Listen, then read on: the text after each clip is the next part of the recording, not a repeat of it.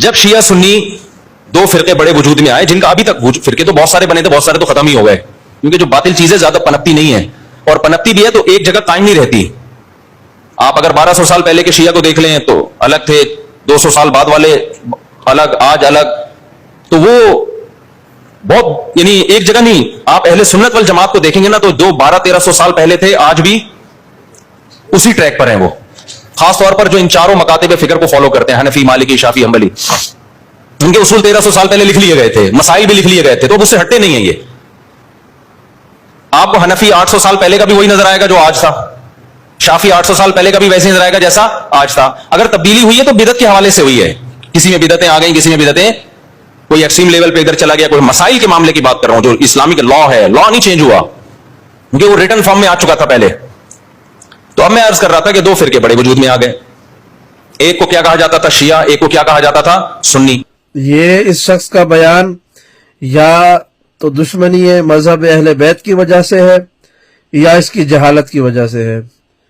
دونوں صورتوں سے خالی نہیں ہے، تیسری کوئی صورت نہیں ہے، کیونکہ جو اس نے کہا ہے سراسر جھوٹ کہا ہے. اور جھوٹ انسان دو وجوہات سے بولتا ہے، یا دشمنی کی وجہ سے یا جہالت کی وجہ سے. اور اہل بیت علیہ السلام کے حوالے سے دشمنی کر کے ان کے مذہب کو ایک ایسا رنگ اور تعارف دینے کی کوشش کرنا کہ جو حقیقت میں نہ پایا جاتا ہو، یہ ایک بہت بڑا جرم ہے، گناہ ہے. لیکن انہوں نے یہ جملے جس صورتحال سے بھی کہے، اس کو میں کریکشن دے دوں، اس کو درست اصلاح کر دوں اس کی کہ تاریخ ہے کیا. یہ کہہ رہا ہے کہ جو باطل لوگ ہوتے ہیں ان کا مذہب جو ہے وہ خراب ہو جاتا ہے، خدا پنپنے نہیں دیتا، یا ختم ہو جاتے ہیں یا اس میں بگاڑ آ جاتا ہے. اور پھر خود ہی کہہ رہے ہیں کہ اہل سنت کے اندر 4 امام ہیں. اچھا، اور اہل تشیع کے اندر کتنے امام ہیں؟ فقہ کے حوالے سے 1. یہ کہہ رہے ہیں کہ جعفر صادق علیہ السلام کی فقہ پہ عمل کرتے ہیں، اور جو اہل سنت ہے وہ 4 ائمہ کی فقہ پہ عمل کرتے ہیں. تو بگاڑ کس کے ہاں آیا ہوا ہے؟ ہمارے ہاں فرض کریں اگر یہ کہہ رہا ہے کہ 1 امام کو مانتے ہیں تو بگاڑ تو نہیں آیا، وہ تو اب تک کچھ باقی ہے، وہی فقہ چل رہی ہے. اور ان کے ہاں 4 مختلف لوگ آ کر ائمہ فقہ ہونے کا اعلان کر چکے ہیں، اور لوگ ماننے والے بھی ہیں. ان میں ابو حنیفہ ہے، ان میں مالک ہے، اس میں شافعی ہے، اور احمد بن حنبل ہے. تو بگاڑ تو آپ کے ہاں سب سے زیادہ آیا ہوا ہے. ہمارے یہاں تو 1 ہی امام فقہ ہے ان کے بقول. اگرچہ اب میں آپ کو حقیقت بتا دوں، حقیقت میں یہ ہے کہ ہمارے یہاں ائمہ فقہ میں سے جو ائمہ جن کو ہم 12 امام مانتے ہیں، یہ ائمہ فقہ نہیں ہے، یہ ائمہ ہدا ہے کہ جن کو اللہ نے امت کی ہدایت کے لیے نبوت اور رسالت کے بعد یہ منصب امامت عطا کیا ہے. یہ صرف فقہی معاملات میں اجتہاد کرنے والے امام نہیں ہیں. ہمارے ائمہ نے اجتہاد نہیں کیا، وہ مجتہد نہیں، وہ امام ہیں. مجتہد وہ ہوتا ہے کہ جہاں پر قرآن اور حدیث اور تاریخ وغیرہ کی جو نصوص ہوتی ہیں ان میں کوئی مسئلہ جو ہے وہ اس طرح سے یا تو جدید ہو یا اس کا واضح جواب نہ ہو، تو وہ مختلف شواہد اور مختلف علوم کی بنیاد پر اس سے استنباط کر کے اس مسئلے کا حل نکالتا ہے. جبکہ ہمارے ائمہ وہ ہیں کہ جنہوں نے ہمیشہ نص کو نقل کیا ہے، یا اللہ کے رسول کی حدیث بیان کی ہے، یا جو ہے وہ قرآن مجید کی آیت بیان کی ہے. یا ائمہ ہدا انہوں نے اپنا امر تقریر معصوم جو ہے اس کو ہمارے سامنے پیش کیا گیا ہے، ورنہ انہوں نے اجتہاد نہیں کیا. اجتہاد میں اور نص کے نقل کرنے میں بڑا فرق ہے. جو لوگ جانتے ہیں وہ جانتے ہیں کہ میں کیا کہہ رہا ہوں، کہ اجتہاد کہاں کیا جاتا ہے کہ جہاں پر نص آپ کے مقابلے پہ آپ کے مسئلے کے حل کے لیے نہ مل رہی ہو. ہمارے ائمہ نے ہمیشہ نص کو پیش کیا ہے. اور بہرحال یہ تو ایک گفتگو تھی. اصل بات ہے کہ یہ کہہ رہے شیعہ مذہب جو ہے وہ 1200 سال پہلے کچھ اور تھا، 1000 سال پہلے کچھ اور تھا. اب بالکل جھوٹ ہے یہ.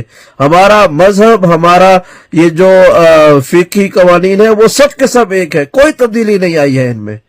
وہی فقہی مسائل کے جو آج سے 800 سال پہلے تھے، جو آج سے 1000 سال پہلے تھے، جو 1200 سال پہلے تھے، جو 1400 سال پہلے تھے، وہی آج بھی اسی پہ عمل کر رہے ہیں. ہم میں کوئی تبدیلی نہیں آئی ہے. ہم نے کبھی جو ہے وہ ہاتھ باندھنے اور ہاتھ کھولنے پہ جھگڑا نہیں کیا، کبھی ہمارے ہاں رفع یدین کا مسئلہ نہیں اٹھا، کبھی ہمارے ہاں مثلاً کوئی ایسا مسئلہ عبادت میں نہیں ہوا کہ جس کو ہم کہیں کہ آج سے کچھ 100 سال پہلے ایسا تھا اور اب ایسا نہیں ہے۔ اگر کوئی فرعی مسئلہ اٹھا بھی ہے تو وہ اس زمانے یا اس علاقے کے کلچر کے مطابق اٹھا ہوگا، وہ قانون شریعت کے حوالے میں کوئی تبدیلی نہیں ہوئی ہے۔ ہمارے یہاں مثلاً خاک شفا پہ سجدہ کرنا یا خاک پہ سجدہ کرنا یہ ہر زمانے میں افضل رہا ہے، اور جن چیزوں پہ سجدہ ہو سکتا ہے جن پہ نہیں ہو سکتا یہ ہر زمانے میں رہی ہے۔ ہمارے یہاں حلال اور حرام میں کبھی تبدیلی نہیں ہوئی ہے۔ ہمارے یہاں کوئی قانون شریعت ایسا نہیں ہے کہ جو کسی اجتہاد کی وجہ سے تبدیل ہوا ہو، ایسا کچھ نہیں ہے۔ ہمارے 12 امام ہیں، ہمارا یہ اعزاز ہے کہ ہم ان 12 ائمہ میں سے کسی امام کا بھی قول مل جائے ہمیں، اور اس کی ہمیں تقریر مل جائے، تقریر معصوم جو ہوتی ہے وہ مل جائے تو ہمارے لیے وہ حجت ہے، اور اس میں دوسرے امام سے کوئی اختلاف نہیں پایا جاتا۔ یہ نہیں ہے کہ اگر کسی نے امام باقر کی بات مانی ہے تو وہ امام صادق کی بات نہیں مانے گا، ایسا نہیں ہے۔ جو امام صادق کی بات پر عمل کرنے والے ہیں وہ وہی ہے بات جو امام باقر کی بات ہے، ان میں کوئی اختلاف نہیں ہے۔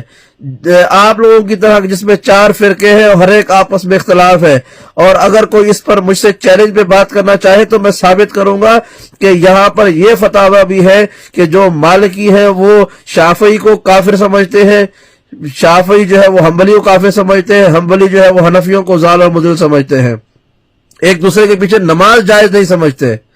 آپ کے یہاں مقلدین بھی ہیں اور غیر مقلد بھی ہیں، آپ کے یہاں اہل حدیث بھی ہیں اور آپ کے ہاں جو ہے یہ دیگر افراد بھی ہیں۔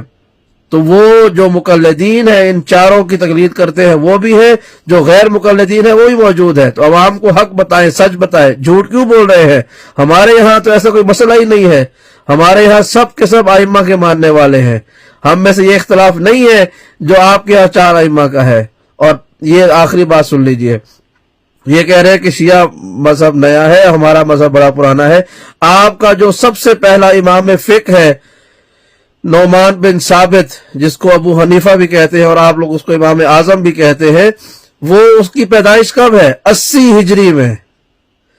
ہمارے جو پہلے امام جنہوں نے باقاعدہ طور پر فقہ کی تعلیم دینا شروع کی وہ امام باقر علیہ السلام ہیں، جنہوں نے باقاعدہ درس کا آغاز کیا تھا۔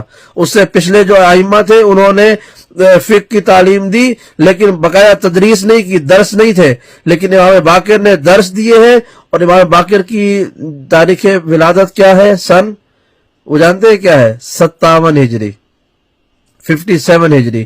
اور ابو حنیفہ کی کیا ہے؟ 80 ہجری۔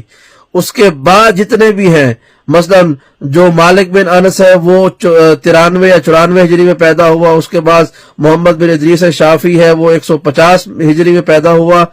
جب ابو حنیفہ کا انتقال ہوا 150 ہجری میں تو شافعی پیدا ہوا۔ پھر اس کے بعد جو ہے وہ احمد بن حنبل آتا ہے 194 ہجری میں پیدا ہوا۔ کیا بات کر رہے ہیں آپ؟ لوگوں کو جھوٹ بول کے اپنے پوائنٹ آف ویو کو صحیح ثابت کرنے کی کوشش کر رہے ہیں، یہ آپ لوگوں کا تعارف ہے۔ آپ کے امام تب پیدا بھی نہیں ہوئے تھے جب ہمارے فقہ اور شریعت قوانین منظم طور پر ساری دنیا میں پھیل چکے تھے۔ یہ تو دشمنی اہل بیت کی بنیاد پہ آپ لوگوں نے اپنے مذاہب کا آغاز کیا اور اس کی تدوین کی اور ترویج کی، ورنہ اگر شرافتوں کو دیکھا جاتا تو صرف محمد و آل محمد ہی وہ سورس ہونا چاہیے تھا کہ جو آپ کو خدا کا دین اور رسول کا لائے ہوئے شریعت کو سمجھاتے۔ آپ نے دشمنی اہل بیت کی بنیاد پر یہ سب کچھ چھوڑا، یہی وجہ ہے کہ آپ گروہ در گروہ تقسیم ہوئے ہیں۔ مذہب اہل بیت کے ماننے والے شیعہ اثنا عشری جو آج سے 1400 سال پہلے تھے وہ آج بھی ہیں، اور وہ قیامت تک اسی دین پر رہیں گے جس کا نام اسلام ہے، اسی مذہب پر رہیں گے کہ جس کا نام مذہب اہل بیت ہے۔